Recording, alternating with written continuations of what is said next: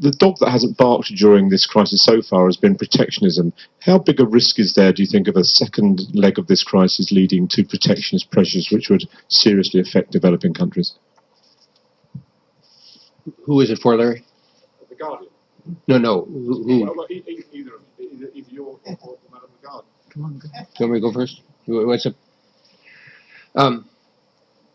Well, on the developing countries, up until the summer, we had a multi-speed recovery. And this is reflected in some of the forecasts in the World Economic Outlook the IMF has put together. And most of the emerging markets' primary challenge was dealing with the risk of overheating and inflation. That hasn't entirely gone away, particularly because of the challenge of food prices. But what we started to see in August, and this is very early given the way the data comes in, but is their bond yields started to go up on an average about 70 basis points. The equity markets took a big hit. So as of mid-September, you had globally about 10% of global GDP drop in equity markets. As you've seen this week, you've started to see some withdrawal of funds from countries that had actually had a lot of money flowing in, so their exchange rates have come down. And the environment was already one where the trade, their trade to developed countries had not recovered all the way back from the start of the crisis. So the issue that we're watching quite closely now is the question of whether the drop in confidence that you've seen in developed countries would extend to developing countries. And so whether the business investment, their consumers, and that would, of course, affect domestic demand. And the challenge, of course, is that in that sort of context, the data we have would be starting to show up in some things like purchasing manager indices, but it's very early, but it's showing deterioration. So at least the key message that I believe, or at least speaking for myself coming out of these meetings, is we're even moving closer to the edge, because if developing countries start to lose domestic demand, then the source of what's been half of global growth evaporates. And then, obviously, for example, the World Economic Outlook forecasts sort of had a drop in developed countries. It had developing countries come down a little bit, but still be steady. Well, that would obviously be in question. And so then for the second aspect about protectionism, so far, Larry, the protectionist actions that we in the WTO and others monitor actually came down a little bit as the crisis went on. But, and here's the big but, is that since many of them were facing inflation, it wouldn't be too surprising that they would try to keep some trade barriers down, and particularly in the food and agriculture area. But even over the past week or so, you've seen some countries start to take actions that deal with their manufacturing sector. And then that could set off a whole series of other actions. So the message that Pascal Lamy and I gave to the Development Committee was not only the need to monitor these, to try to draw attention to them, but at least speaking for myself, I think the best defense is a good offense. So I would be trying to look for ways that you could advance openness in the international economy.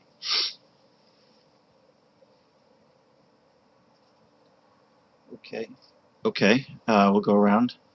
Yes. Thank you very much, Raghuveer Goyal for India Globe and Asia Today. My question is that poverty and corruption, they go together, and that is the most essential for the poor and underdeveloped or third world countries. And there are many banks, but especially in Swiss banks, still they are holding black market money from the corrupt politicians.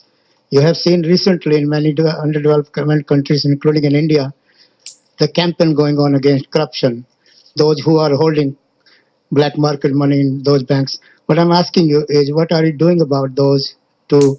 Are you forcing those banks, especially there is no accountability for the black market money? So then, because of that, only few pockets and the country's treasury is empty and poverty is going down and down, and at the same time, poor people. So what I'm asking you is if you are doing anything about that. Thank you. Want me to start?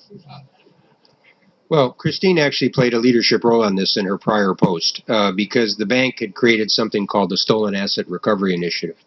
And when we presented this to Christine as chair of the G20 finance ministers, she became a very strong and prompt advocate of it.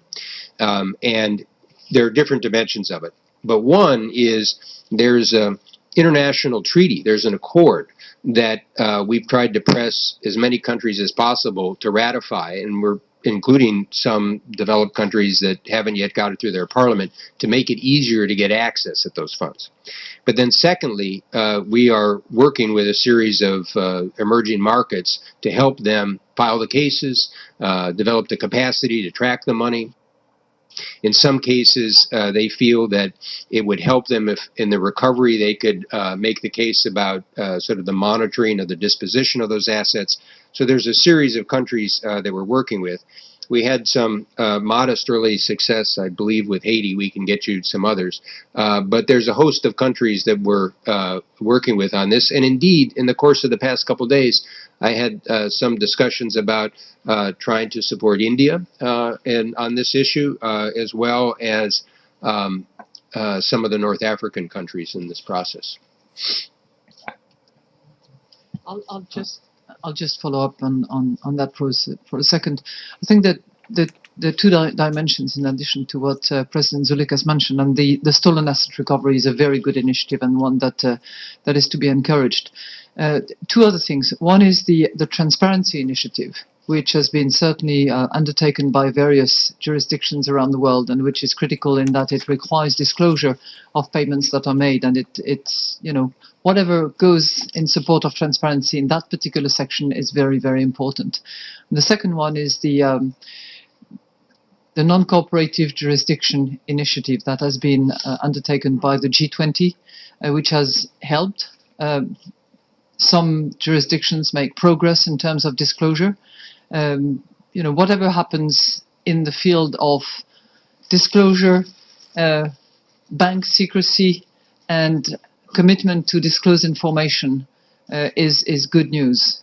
There are progresses being made. It's not entirely satisfactory, and I certainly hope that there can be further progress in that respect.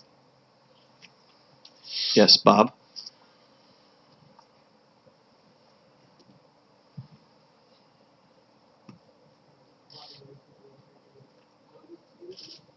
I think that's working.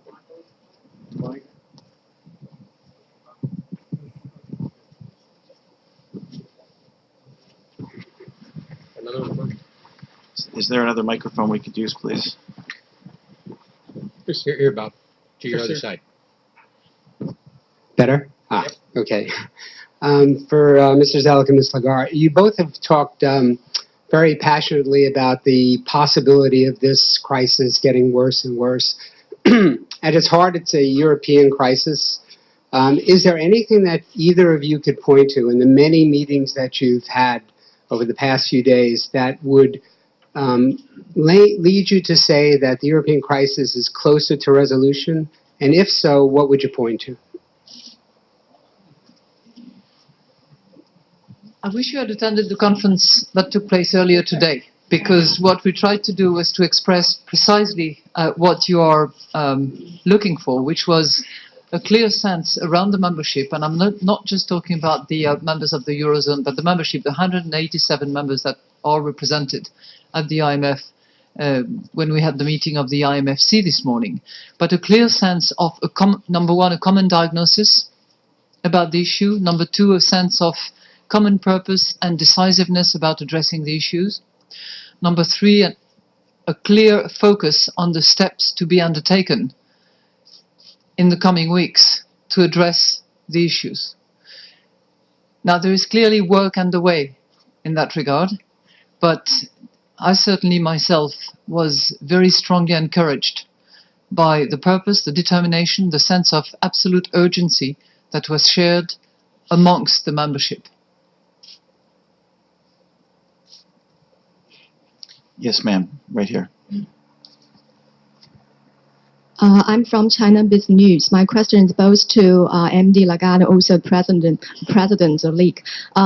What kind of suggestion do you have for China to work with the international community to restore the confidence and also to inject a new energy to the economic recovery at this critical point? I'm not saying that China is going to rescue the rest of the world. China are facing its problems at its home. China's economic growth has slowed down a little bit, and it is difficult and it's impossible for China to have another 4 trillion stimulus at this moment. So what kind of suggestion for China to do at this moment? Thank you very much.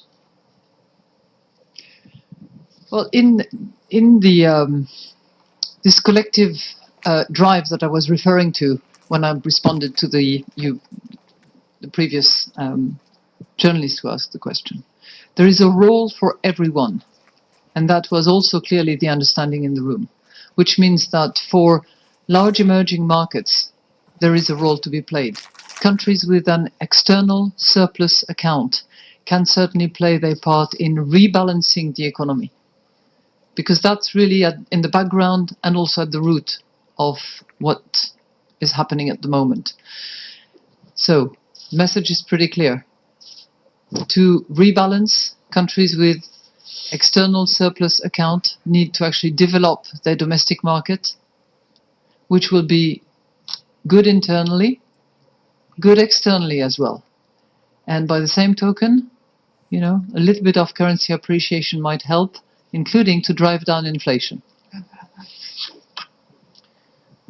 I'll just supplement by saying that I think for most emerging markets, the key task now is to focus on their own growth fundamentals, so we can keep them as an engine of growth. In the case of China, it has faced the danger of overheating. There have been actions that they've started to take, including some on the regulatory side, but also some appreciation of the currency, since the overheating has been somewhat related to food prices, and that's a very sensitive issue for China's poor. Obviously, again, appreciated currency allows China to buy more food at lower prices. But I think the other point is that the main reason why I was in China was to work on to get close to finalization of a report we've been working on for the past year that has been driven by China's concern, even though it's grown successfully for 30 years, of moving to a growth model that avoids the middle income trap. And that growth model will be a model that relies less on export-led growth and investment-led growth. And I think these are the goals that China has outlined in the 12th five-year plan, but they were in the 11th five-year plan too. They were thrown off in part by the crisis. So the purpose of this work is to go into considerable detail to go to how to achieve what China has said it wants to accomplish.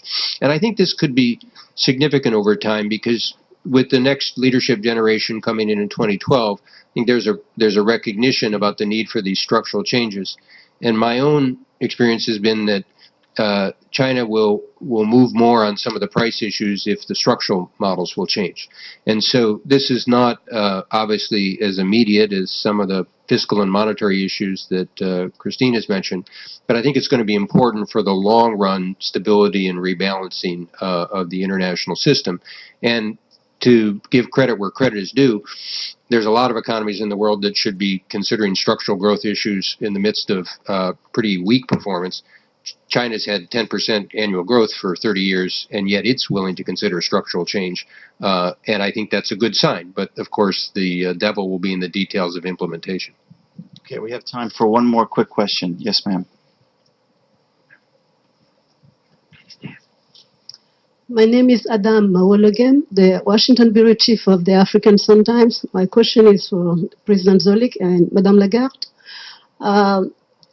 Do you think if there are any hope that will meet the challenge, the Millennium Challenge goal, ACAN goal in 2015, if the donors' countries are struggling economically, there is crisis everywhere. And in the U.S. where I'm based, there are more poor than in my country of origin, which is Mali. So how can you come out with the Millennium Challenge account How can you meet that goal?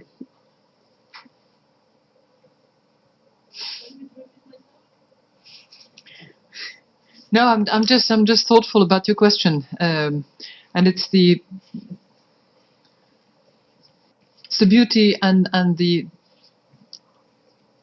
problem of categorizing and putting countries in the advanced economies category, in the low-income categories, in the emerging market categories, and there are clearly within those categories less privileged, poor people,